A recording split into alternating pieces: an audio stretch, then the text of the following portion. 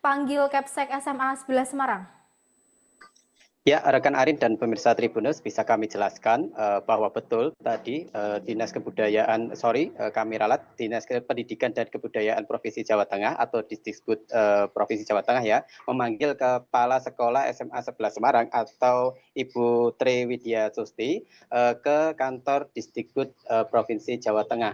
Nah, pemanggilan ini berkaitan dengan kasus pornografi yang memakan korban dari para pelajar, alumni dan para pelajar SMA lainnya di Kota Semarang. Nah, tadi pihak SMA 11 Semarang sampai di kantor Disdikbud Provinsi Jawa Tengah di Jalan Pemuda Kota Semarang sekitar pukul 9 pagi. Nah, setelah itu mereka memasuki ruang sidang di lantai 2 kantor Disdikbud Jateng. Kemudian mereka melakukan klarifikasi di ruang sidang tersebut yang dilakukan secara tertutup.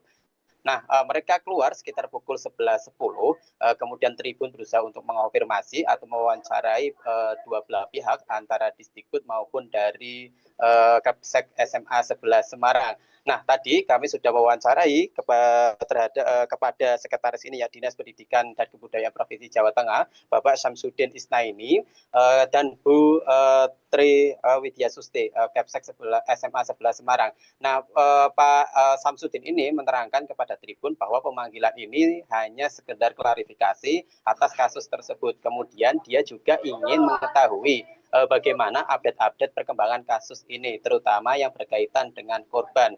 Nah, Samsudin ini juga menekankan bahwa pihaknya akan mendampingi para korban, baik secara pidana maupun secara psikis atau pendampingan psikologi terhadap para korban dari kasus pornografi dengan terduga pelaku Ciko ini. Namun sejauh ini Disdikbud ya tidak tidak mendampingi satu korban pun, karena korban sejauh ini telah melaporkan kasus ini ke Polda Jateng melalui kuasa hukumnya.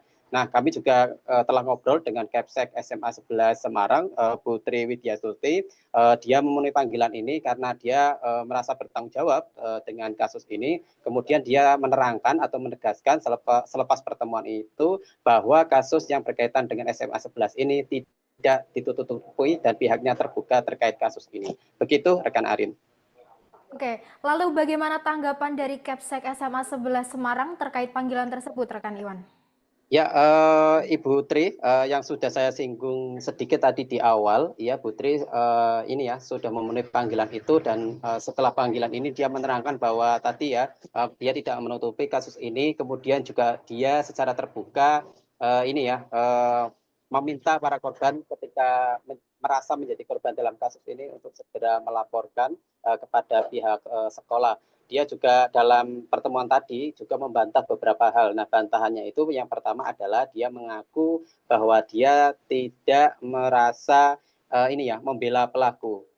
Dia mengatakan bahwa dia saat ini berpihak kepada korban, dia berdiri kepada di pihak korban seperti itu, dan dia mendukung korban untuk melaporkan ketika kasus ini terdapat unsur pidananya. Begitu, rekan Arin.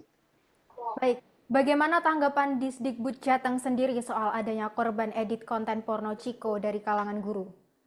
Ya, benar tadi Arin dan pemirsa Tribuners, bahwa ini ya Disdikbud sempat ini ya mendapatkan informasi bahwa ada korban dari kalangan guru. Ini juga dicetuskan atau diungkapkan dari pihak kuasa hukum dari para korban yang saat ini sudah melapor ke Polda Jateng. Nah, Disdikbud Jateng soal adanya laporan korban dari guru ini, pihak sana membantah bahwa ada korban dari kalangan guru. Menurut Samsudin, Sekretaris Dinas Disdikbud Jateng menyatakan bahwa sejauh ini belum ada korban dari kalangan guru.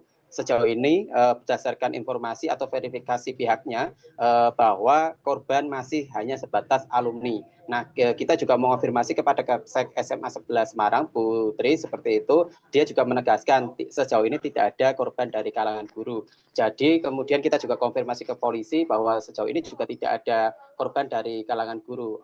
Artinya ini masih sebatas informasi awal.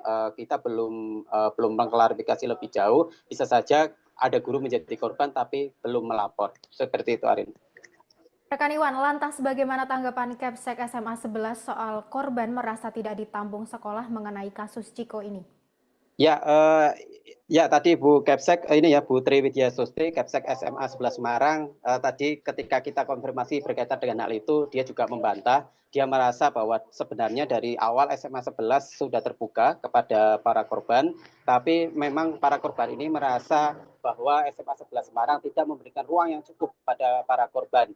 Ini bukti ini ya, buktinya adalah kepala sekolah lebih memberikan ruang kepada terduga pelaku untuk melakukan permintaan maaf seperti itu. Nah, Triwidya Susti, Kepsek SMA 11 Semarang membantahnya bahwa dia memberikan ruang klarifikasi terhadap terduga pelaku itu sebagai antisipasi ini ya dampak ke nama lembaga, tapi dia tidak menyebut secara jelas lembaga apa itu. Nah, kemudian dia juga membantah bahwa mereka tidak berpihak kepada korban. Mereka menyatakan bahwa pihak sekolah sebenarnya sudah sangat berpihak kepada korban, sehingga sampai sejauh ini mereka informasinya masih terus menggali para korban dan mempersilahkan ketika korban terus akan melapor seperti itu. Nah, dia juga menghormati kepada para korban yang saat ini ada 15 orang yang berani speak up seperti itu, yang melaporkan ke Polda Jateng. Jadi dia mempersilahkan karena itu merupakan hak pilih dari korban dan itu hak korban untuk menindaklanjuti dari kasus ini. Begitu, Arin.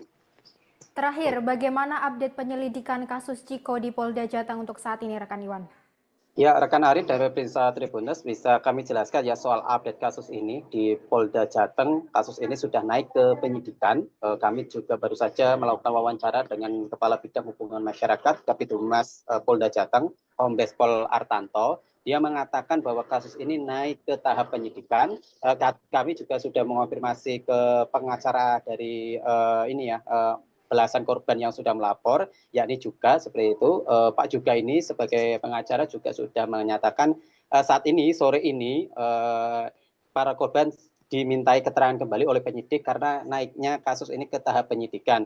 Nah, ketika kita konfirmasi juga kepada Polda Jateng, ketika penyidikan berarti ada tersangkanya seperti itu. Namun dari Polda Jateng saat ini masih dalam penyusunan atau masih dalam tahap pengumpulan barang bukti, keterangan saksi, dan beberapa bukti video, foto, maupun link maupun akun yang sudah dikumpulkan oleh penyidik, sehingga ketika mereka melakukan pemanggilan kepada terduga pelaku, penyidik tidak kesulitan untuk menjerat terduga pelaku atau menetapkan tersangka kepada terduga pelaku. Namun penetapan tersangka ini masih berproses karena penyidik yang seperti saya bilang tadi, penyidik masih melakukan pemrosesan sejumlah barang bukti yang menguatkan dugaan-dugaan tindak pidana yang saat ini diselidiki oleh penyidik Direktorat Reserse Cyber Polda Jateng atau Ditcyber Polda Jateng. Seperti itu, rekan Arif.